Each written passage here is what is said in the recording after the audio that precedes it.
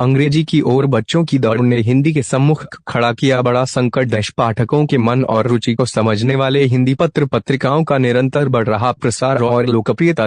News Lucknow की हिंदी पत्रकारिता की चुनौतियां एवं संभावनाएं विषयक संगोष्ठी में बोले संपादक सुधीर मिश्रा। MLC पवन सिंह चौहान ने कहा, हिंदी पत्रकार ही वास्तविक अर्थों में करते हैं देवर्षि नारद की भूमिका का निर्वहन। देश प्रमुख सचिव मुकेश मेश्राम और के रविंद्र नायक बोले, डिजिटल क्रांति के बाद भी हिंदी पत्रकारिता का भविष्य उज्ज्वल। लखनऊ 30 मई 2024 गुरुवार। फोटो सहित लखनऊ।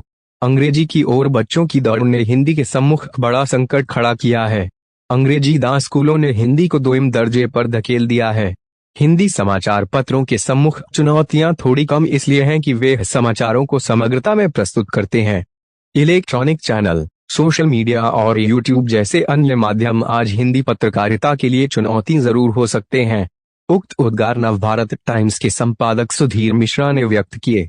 वह हिंदी पत्रकारिता दिवस पर national union of journalists Lucknow की ओर से कैंट रोड स्थित होटल दीप पैलेस में आयोजित हिंदी पत्रकारिता की चुनौतियां एवं संभावनाएं विषयक संगोष्ठी में और मुख्य वक्ता बोल रहे थे।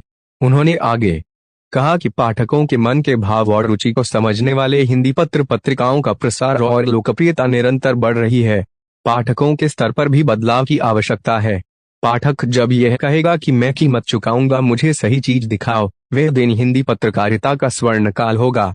अति विशिष्ट अतिथि MLC एवं SR ग्रुप के चेयरमैन पवन सिंह चौहान ने कहा कि हिंदी पत्रकारिता का भविष्य उज्ज्वल था, है और रहेगा। देवर्षि नारद की भूमिका का निर्वहन वास्तविक अर्थों में हिंदी पत्रकार ही करते हैं। हिंदी पत्रकारों के लिए समाज को भी सहयोग का भाव रखना होगा। हिंदी पत्रकारों को समय के साथ स्मार्ट बनना होगा, समस्या स्वतः दूर होगी।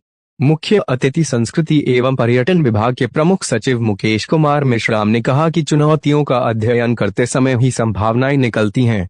हिंदी भाषा, हिंदी साहित्य, हिंदी पत्रकार और हिंदी पत्रकारिता पर बिल्कुल भी संकट नहीं है। हिंदी के प्रति प्रेम और समर्पण सदैव बना रहेगा। साधन और साध्य के मध्य अंतर को बनाए रखना होगा।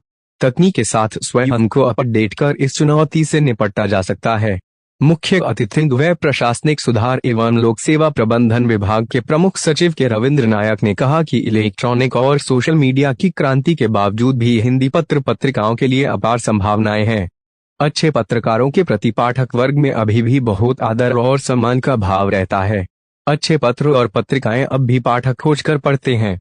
राज्य सूचना आयुक्त स्वतंत्र प्रसाद गुप्ता ने भी विचार व्यक्त किए।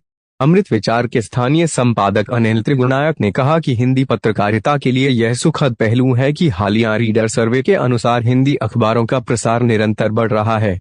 पाठक आज भी पत्र पत्रिकाओं को खोजकर पढ़ना चाहता है। शर्त यह है कि आपके कॉन्टेक्ट में वो बात होनी चाहिए। अखबारों की भूमिका अब सिर्फ सूचना देना भर नहीं है, उनकी भूमिका समाज और भावी पीढ़ी को सकारात्मकता की ओर बढ़ाना भी है।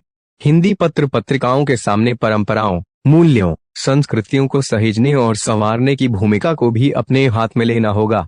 यूनाइटेड भारत के संपादक मनोज मिश्रा ने कहा कि समय के साथ पत्रकारिता में सहजता आई है। क्षेत्रीय भाषा भाषी क्षेत्रों में हिंदी पत्र पत्रिकाओं को स्थापित करना अब उतना मुश्किल नहीं है। सदियों के संघर्ष के बाद हिंदी पत्रकारिता के लिए वर्तमान में इतनी सर्वाधिक सुगम स्थितियां हैं। इससे यह तय है कि हिंदी पत्र पत्रिकाओं का भविष्य सुखद है। राष्ट्रीय सहारा के समाचार संपादक रामेंद्र प्रताप सिंह ने कहा कि सबसे बड़ा संकट है सीखने सिखाने की परंपरा का खत्म होना है। पत्रकारिता में अभ्यास से लेखनी में धार आती है। डिजिटल मीडिया क्रांति के बावजूद हिंदी पत्र पत्रिकाएं और पत्रकारिता कभी खत्म नहीं होने वाली है। बदलती तकनीक के दौर में हमें स्वयं को अपडेट करना होगा। नूतनता को अंगीकार हम मौजूदा चुनौतियों से पार पा सकते हैं। बाबा साहब भीमराव केंद्रीय विश्वविद्यालय में पत्रकारिता एवं जनसंचार विभाग की एसोसिएट प्रोफेसर रचना गंगवार ने कहा कि न्यू मीडिया, भाषा की समझ का कम होना और सिटीजन जर्नलिस्ट की उपस्थिति हिंदी पत्रकारिता के लिए बड़ी चुनौती है। जीने के लिए खाना और खाने के लिए कमाने की चुनौती आज के हिंदी पत्रकारों के सम्मुख सर्वाधिक है। जागरण इंस्टीट्यूट ऑफ मैनेजमेंट और मास कम्युनिकेशन के निदेशक उपेंद्र पांडे ने कहा कि हिंदी पत्रकारों में भाषा, शिल्प, कथ्य और विषय की समझ कमजोर होना बड़ी समस्या है। पत्रकारिता में हिंदी की लोकप्रियता सदैव बनी रहेगी।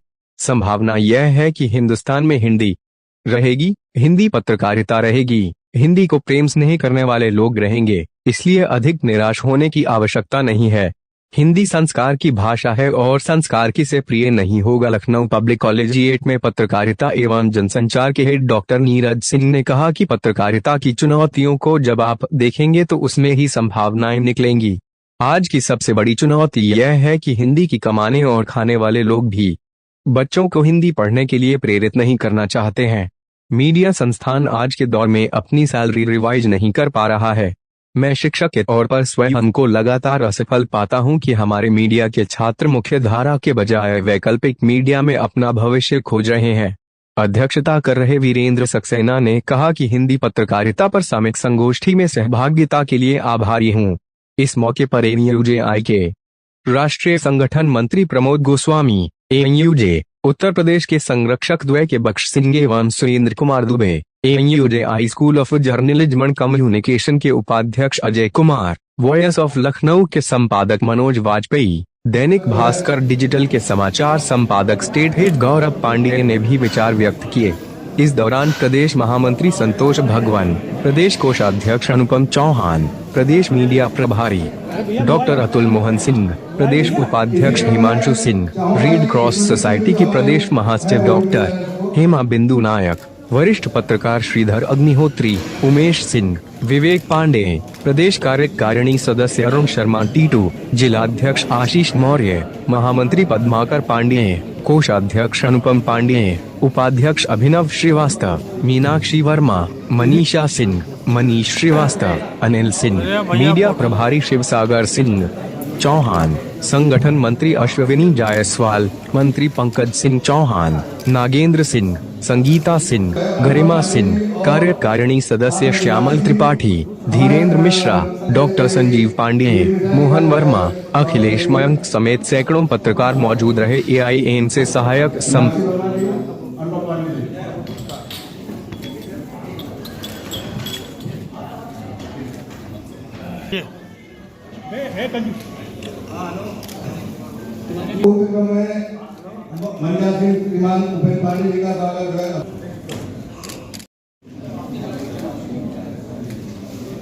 बच्चे हैं, जो नई जनरेशन है, वो घरों में हिंदी पढ़ ही नहीं रही है।